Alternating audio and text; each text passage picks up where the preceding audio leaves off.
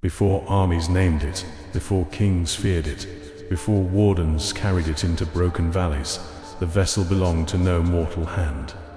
The oldest surviving tale speaks of a silent keeper who walked the border where dusk surrendered to dawn. He had no crown, no temple, no banner, and no grave waiting for him. Each evening, when the last wound of sunlight bled across the horizon, he lowered a pale cup into the edge of the world. He did not draw water. He drew the shimmer left behind when day refused to die. That twilight gathered inside the vessel like liquid stars, cold enough to numb the fingers, bright enough to cast reflections in places where no flame burned. Sailors claimed the keeper walked above the sea. Pilgrims swore he stood upon clouds. Soldiers, less poetic, said he was only the first fall brave enough to steal from the sky. Whatever the truth, the vessel was beautiful before it became terrible. In those early ages, it was known as the night-tide grail, a cup of stolen twilight, filled not with salvation, but with one radiant defiance against the dark. Those who drank from it were not healed as common tonics heal. Their wounds did not close, their bones did not mend. Instead, the grail filled them with impossible clarity. Fear loosened. Exhaustion stepped away. Grief remained, but it no longer ruled the body. For a few shining moments, the soul stood taller than flesh, lit from within by a horizon that had not yet accepted night. And so mortals misunderstood it. They believed the vessel gave hope. They did not yet know it borrowed hope from places no living heart was meant to touch. Long before kings learned to hide behind stone, there wandered a brotherhood that trusted only the open sky. They built no sanctuaries. They carried no banners. They wrote no prayers on parchment, because parchment could burn, rot, or be stolen. Their vows were carved into silver, bone, and weather-worn metal runes shaped to hold a sliver of dawn, the breath of winter, or the afterglow of a storm. They found the Grail after a meteor shower split the northern sea with fire. It washed ashore among black glass and dead fish, its pale frame untouched by heat, its bowl filled with a shimmer that did not spill. The Brotherhood's seers knelt before it and heard three voices within the light: gold, blue and white. Dawn, frost, thunder. They believed the vessel had not fallen from the sky by accident. To them, it was a fragment of the horizon itself, a relic that had chosen motion over rest. They reforged its damaged frame with pale metal taken from a grave that had never held a body, binding the cup in star silver and oath runes. Under their care, the vessel received its second name, the Horizon Drink of Grail. At sunrise, it drank the gold heat spilling over distant hills. At moonrise, it swallowed the still blue of frostbound night. When storms crawled across the clouds, it caught the white nerve of lightning before it could strike the earth. The Brotherhood did not drink from it for strength alone. They drank to be rewritten. The first token bearer was a young oath carver named Cale Morcant, though few records agree on whether he was brave, desperate, or simply nearest when the dead began to rise from the ice. His band had been crossing a frozen pass when the storm broke without wind. The snow turned upward, the stars vanished, shapes moved beneath the ice, striking from below with hands that had forgotten warmth centuries before. Cale raised the Grail with shaking fingers. Inside its bowl, the captured horizon changed color 3 times. Gold as dawn, blue as deep winter, white as a storm about to split the world. He drank. The first swallow did not burn his throat. It opened him. A thin, invisible shell sealed around his body, woven from cold light and stubborn will.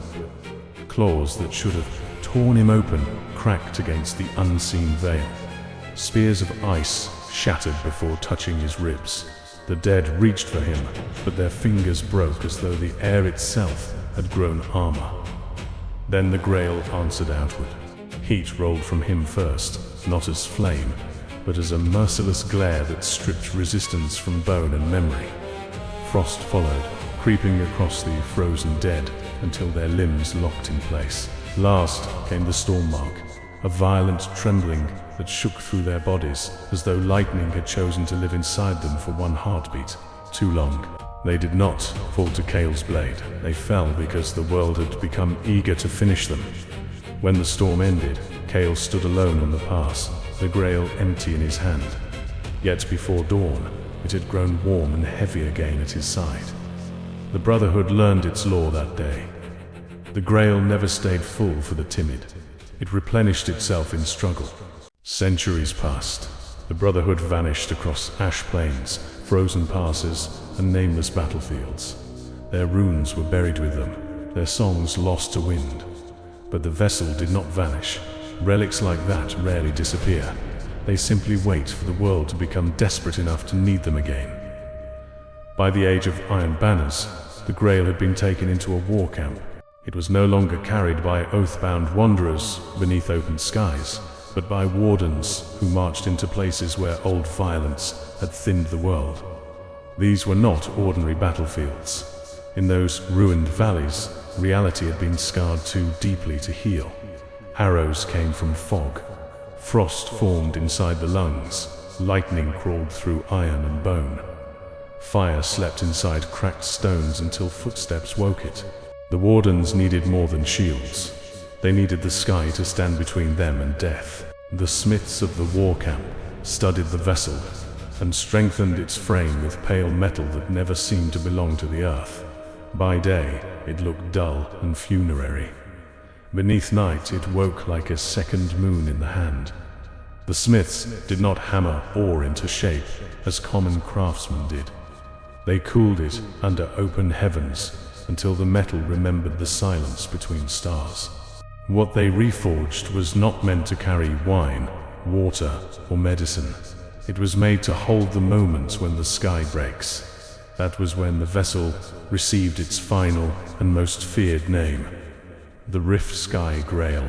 The wardens carried the grail at their belts and drank when the air began to hiss with danger. The liquid inside was never the same twice. Sometimes it burned blue, sometimes white, sometimes gold. It tasted of cold metal, distant storms, and a breathless silence before lightning strikes. The instant it touched the tongue, unseen light sealed around the drinker. The ward was thin, almost delicate, but stronger than steel. Blows that should have opened flesh shattered against it. Arrows turned aside.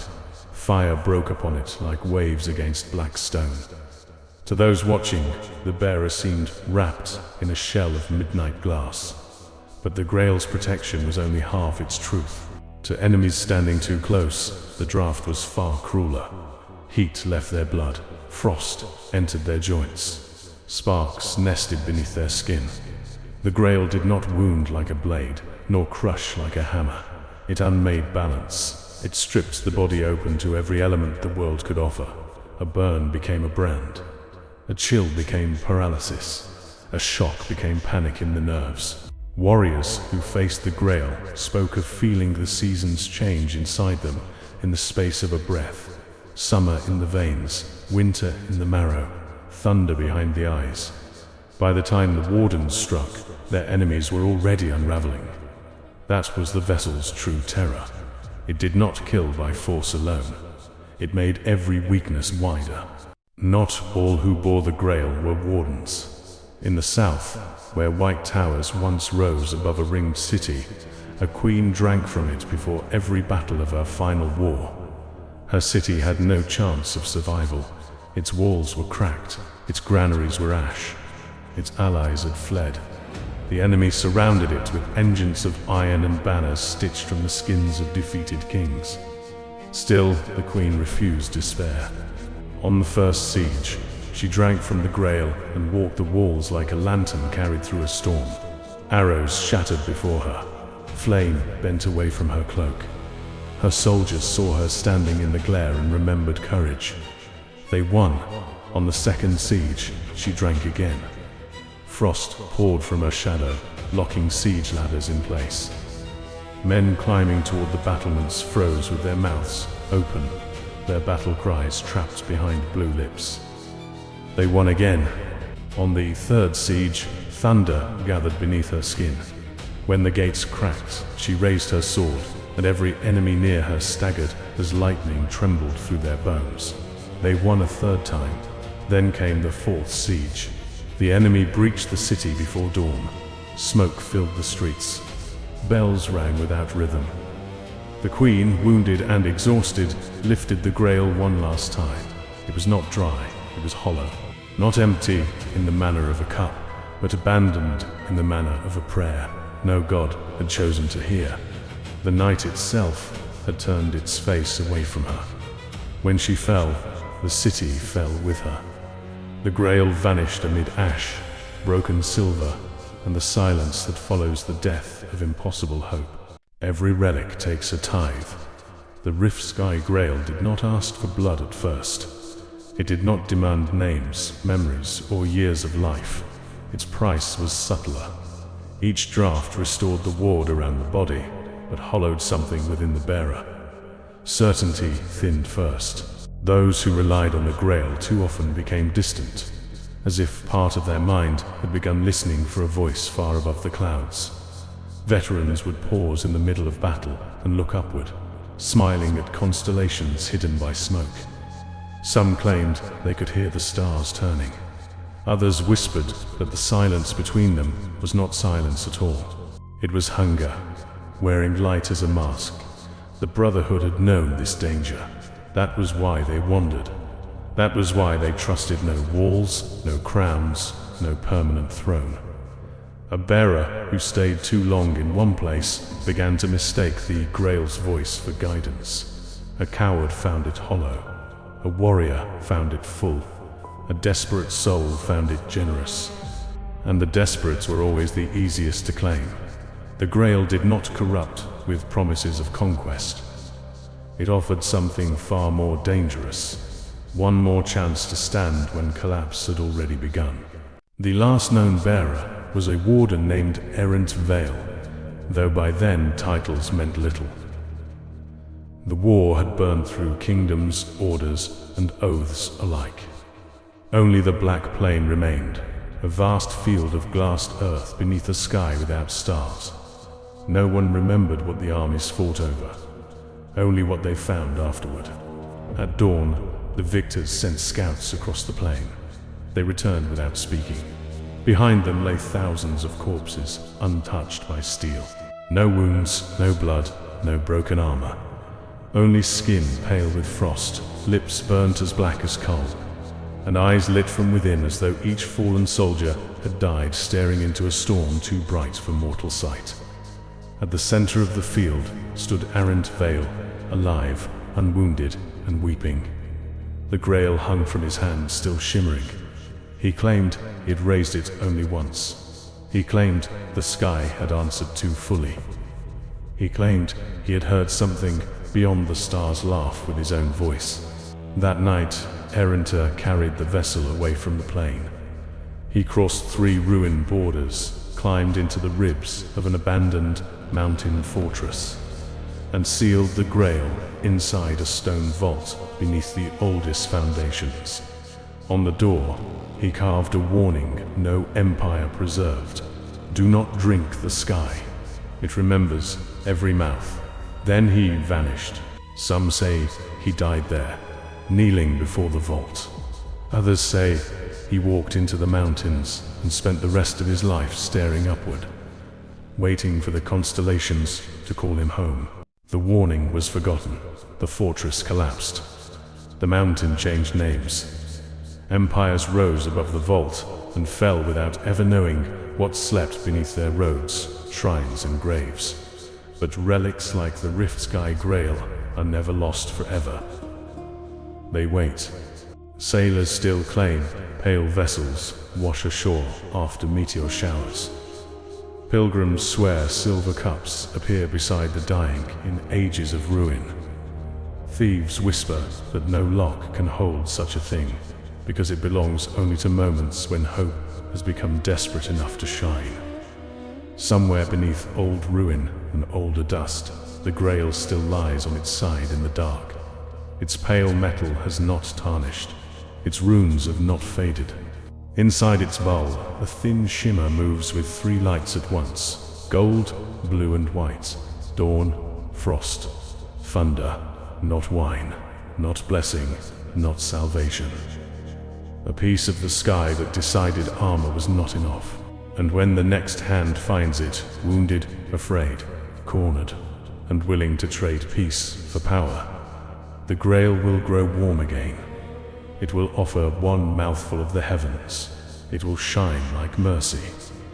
And it will wait to see what breaks first: the enemy, the body, or the soul that dared to drink.